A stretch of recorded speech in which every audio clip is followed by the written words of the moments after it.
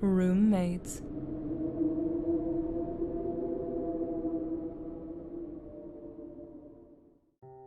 The second Daryl's keys were rattling in the lock, Katie was off the couch and racing to the front door. "Did you do it? Did you do it?" She was practically bouncing up and down with giddy anticipation and unwilling to give him a second to even breathe. "Did you kill her? Is it done?"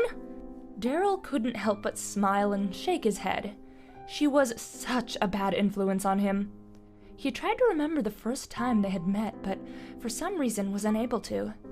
It just kinda seemed like she had always been there. Tim and Jerry had been his roommates for close to 8 years, and somewhere along the way, she just kind of fell in with the twin brothers. Before Daryl knew what had happened, she was living in the little 2-bedroom house as well. Remembering when the guys moved in was a little easier. He had liked them both immensely the first time they had met and fell hard for their sob story of growing up as orphans with no real family other than each other. That wasn't the real reason he extended the invitation, however. The truth was, they were a lot of fun. Age-wise, they were technically adults, but their maturity level in no way reflected that. Neither of them ever bothered growing up, and there really was no telling what they might be getting into at any point in time. Plus, they really liked to play up the identical twin aspect and enjoyed going with the same look as each other every day. Daryl could tell them apart. At the moment, Tim's hair was just a bit shorter than Jerry's, but most people didn't have a clue. Tim had told him once, quite some time ago, the story of how they'd met Katie in the area, but Daryl didn't retain it. See, Tim had verbal diarrhea and a different story or 10 every day. It would have been impossible to try and keep them all in the memory banks. Tim's condition was aided considerably by the fact that he always had a bag of green herbs nearby. Jerry wasn't quite the stoner as his brother, but he did partake from time to time. Daryl hadn't complained when Katie started hanging around. There was something about her that he found truly compelling. It wasn't that he had the hots for her or anything like that. She was not his type. But she was sweet and funny and an absolute dynamo of highly contagious, positive energy.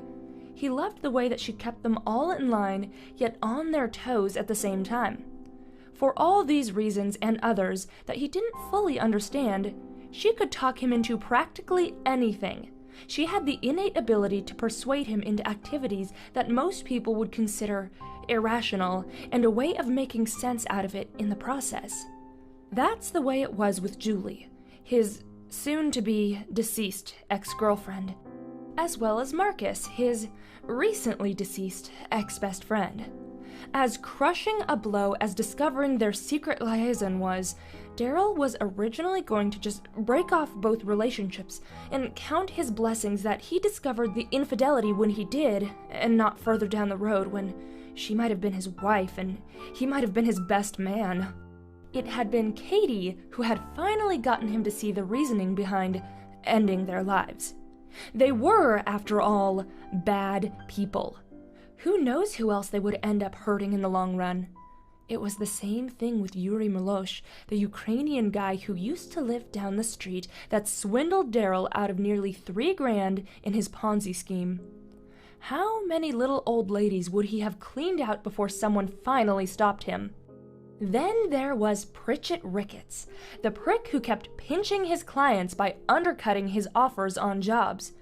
Daryl was one of the best small job carpenters in the entire area, but somehow that damned Ricketts was always on his tail. It was Katie that pointed out that the unscrupulous man must have been following Daryl. It also stood to her reasoning that there was no possible way of just cutting leeches out of his life, other than killing them, of course. Father Michener was the only one Daryl tried putting up a significant argument against, and even now it weighed on his conscience. Father Andrew Michener had been the pastor at the local Catholic church for nearly 40 years before he passed on. Daryl's grandmother, who left the little house to him when she died, attended services there twice a week, every week until she died, and the priest had grown fondly attached to the longtime widow. When Daryl moved in 9 years ago, Father Michener had made it a point to visit the home and check in on Doris's grandson, and Daryl quite liked the pleasant man.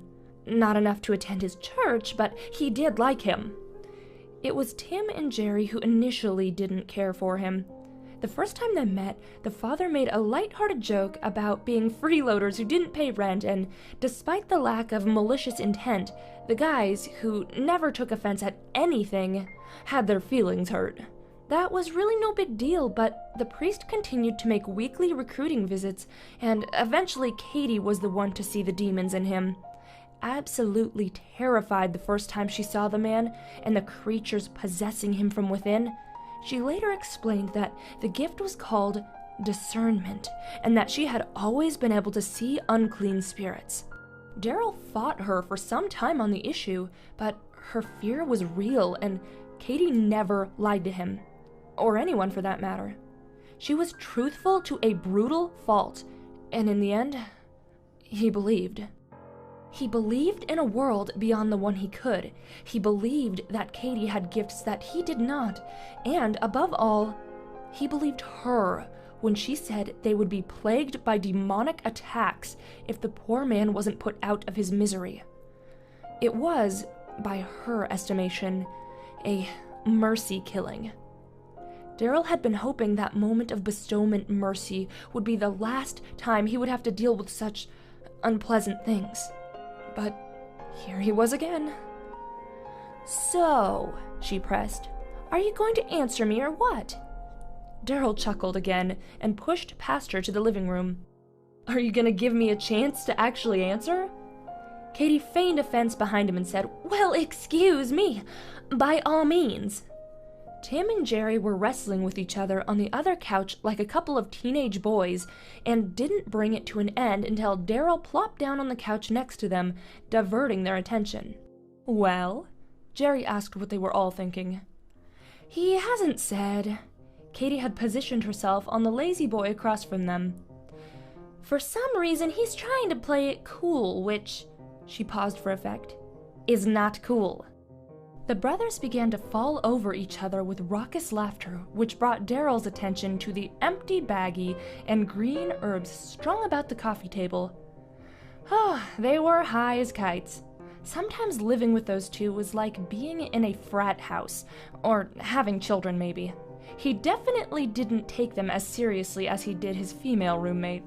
"Well," Daryl finally spoke, "not that you two yahoos will remember later." He was looking at the twins, and they fell into another round of side-splitting. "But yeah, I did. I cut her brake line." Katie's jaw dropped. "You cut her brake line?" she repeated. Daryl proudly nodded. Yes, but that pride only lasted a moment before Katie made her displeasure known. "What the hell, Daryl? That is not what we talked about. You were supposed to poison her or stab her. Where the hell did you come up with cutting the brake line?" "YouTube," Daryl replied sheepishly. "I looked it up." The brothers could not stop laughing at this point, Jerry actually falling onto the floor and holding his sides. Katie, however, did not find it funny at all. "You looked up a video on how to cut a brake line, and then you went and cut someone's brake line? Please tell me you at least used a guest account on a computer somewhere else." She seemed like she couldn't even believe she was having to ask, and it was the complete opposite of the reaction he had been expecting, especially when he could only mumble "I used my phone." Katie jumped across the couch and slapped him on the face, drawing blood with her nails. "You complete idiot!" she yelled in his face. "You have screwed us all." Tim joined his brother, rolling on the floor as neither seemed to grasp why Katie was so upset. "What are we supposed to do when you get arrested?" Daryl was genuinely shocked. "Why would he get arrested?" I don't understand," was all he could say, and Katie shook her head with sick pity, but was not given the opportunity to explain. The next few seconds passed in a blur. Broken glass filled the room from windows, and chunks of wood flew in from the hall where the front door had been smashed from its hinges. Suddenly, the room was full of men in black armor from head to tail, flashing lights and screaming. Violently thrown to the floor and handcuffed, Daryl couldn't see what condition his roommates were in. Much like him, they were probably overwhelmed by the sudden flurry of activity. Jerked to his feet and hustled down the hall, he knew that he would probably be in some degree of trouble, but he truly hoped that his friends wouldn't be charged with anything. He didn't see them being cuffed, and his name was the only one they stated as being under arrest and Mirandized, so hopefully they could be left out of whatever mess this turned into. As he was being pulled out the front door, Daryl called over his shoulder, desperately hoping they could hear him. "Don't say anything, guys! Not a word!" By that point, it was the best he could do. An hour later, he was behind bars, barring the death penalty for the rest of his life. Tanya Pearson couldn't help but curse when the call came in at 1:45 in the morning. Raising 2 girls as a single mom, combined with a job that could call at any moment, as the current call proved, sleep was proving more and more elusive. The moment the ringtone woke her from deep sleep, she knew she was done for the night. She didn't even have to answer it.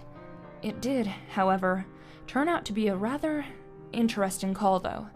The department had arrested a rather notorious serial killer. Not that it wasn't good news. One less sicko on the streets was good for everybody, but that wasn't the part that particularly interested her. It was his pets. Normally, the rare personality that fell into his range didn't keep pets. Well, not living ones anyway. But this man had 3 cats, which were currently in the kennel at headquarters. Were it not such a high-profile case, the animals would have most likely been turned over to animal control or the Humane Society, but given the uniqueness of the situation, they thought to call her. Tanya's official title was that of a detective profiler, but everyone knew that her true passion was her feline rescue group. No one had a problem turning Katie, Tim, and Jerry over to her, and rather than put them through further trauma, she decided to keep them in the end. They won her over rather quickly with their infectious personalities, and her girls fell in love immediately as well.